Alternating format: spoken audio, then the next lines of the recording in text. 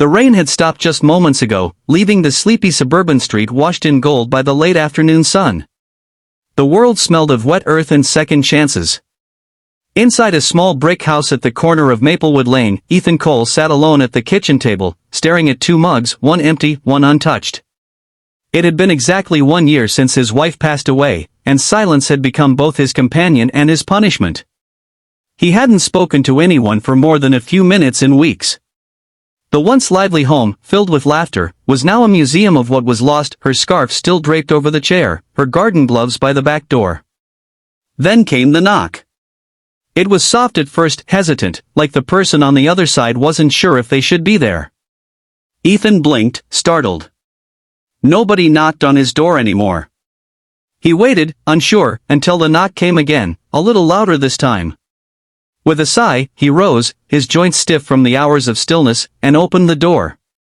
Standing there was a young woman, drenched from the drizzle, clutching a torn map against her chest. She couldn't have been more than 22. Her hair was damp, dark brown, tied in a messy ponytail. Her backpack was old, one strap held together with duct tape. There was exhaustion in her eyes, but also something fragile, hope, maybe. "Hi, I'm sorry to bother you," she said, her voice trembling slightly. I'm trying to find the bus station. My phone died, and I think I got lost." Ethan studied her for a moment, then nodded. "You're a few miles off," he said quietly. "You won't find a bus here." Her shoulders slumped, and she glanced down at the muddy path. "Oh. I must have taken a wrong turn back at the diner." He hesitated. There was something about her, something in the way she stood there, soaked, uncertain, and alone, that tugged at something deep inside him. "Come in," he said at last. "You can dry off. I'll find the map for you." That small act, the simple decision to open his door, was the start of everything. Inside, she hesitated on the welcome mat, dripping water onto the floorboards. Ethan fetched a towel and gestured for her to sit. "You can put your things down," he murmured. "You look like you've walked a long way." "Yeah," she said softly, drying her hands. "I'd been traveling for a few days." Her name was Clara. She'd left her hometown in search of a job in the city, but her luck had run thin. The friend she was supposed to stay with had suddenly backed out, and her savings had been stolen from her bag at the train station. She'd been moving from town to town since then, trying to find work, trying not to lose hope. Ethan listened quietly, his hands wrapped around his mug. Something about her voice, the vulnerability, the courage behind it, reminded him of his daughter, who had passed away years before. The resemblance wasn't physical, it was in the way Clara smiled through uncertainty, the way she thanked him for a simple cup of tea as if it were a gift. He offered to drive her to the bus station the next morning. She nodded gratefully, and when he pointed her to the guest room, his daughter's old room, Clara hesitated again. "I can sleep on the couch," she said. "You don't have to." "It's fine," Ethan said, cutting her off gently. "The bed's been waiting a long time for someone to rest there." That night, the house didn't feel so silent. From down the hallway came the faint sound of someone humming, a simple tune, off-key but full of warmth. Ethan lay awake for hours listening, feeling something stir inside him for the first time in a long while. The next morning, as sunlight filtered through the curtains, Ethan found Clara in the kitchen, making pancakes from scratch. The air smelled of butter and cinnamon. She smiled awkwardly. "I hope you don't mind. I just wanted to say thank you for letting me stay."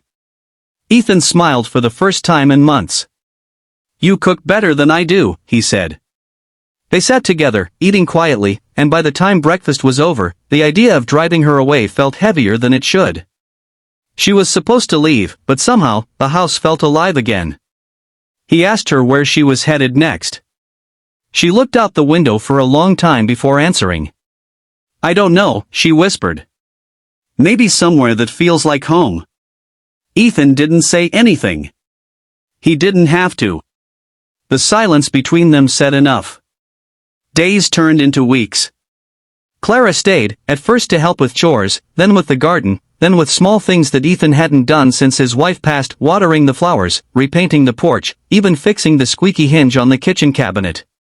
In return, Ethan taught her small things, how to drive his old pickup, how to make her own tools work again instead of replacing them, how to cook her favorite soup with just onions and patience. Neighbors began to notice. They'd see Ethan smiling again, walking with someone beside him, their laughter echoing down Maplewood Lane.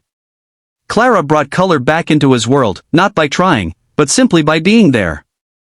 One day, while cleaning the attic, Clara found a box labeled for Lily. Inside were old photo albums, a music box, and a letter Ethan had written but never sent. It was to his late wife, filled with regret for not saving her, for not being enough after she was gone. Clara read it with trembling hands and left it by his bedside, with a small note that said, "You were enough. You always were." That night, Ethan cried for the first time in years. Not out of pain, but out of release.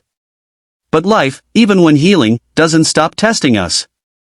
One morning, Clara received a call from a hospital 2 towns over. Her estranged mother, whom she hadn't spoken to in years, was ill. She needed help. Clara looked torn as she told Ethan the news. "I have to go," she said softly. "She doesn't have anyone else." Ethan's heart sank, though he hid it well. "Of course," he said, forcing a smile. "Family comes first." She hugged him tightly before leaving. "Thank you for everything," she whispered. "You've been more of a family to me than anyone ever was."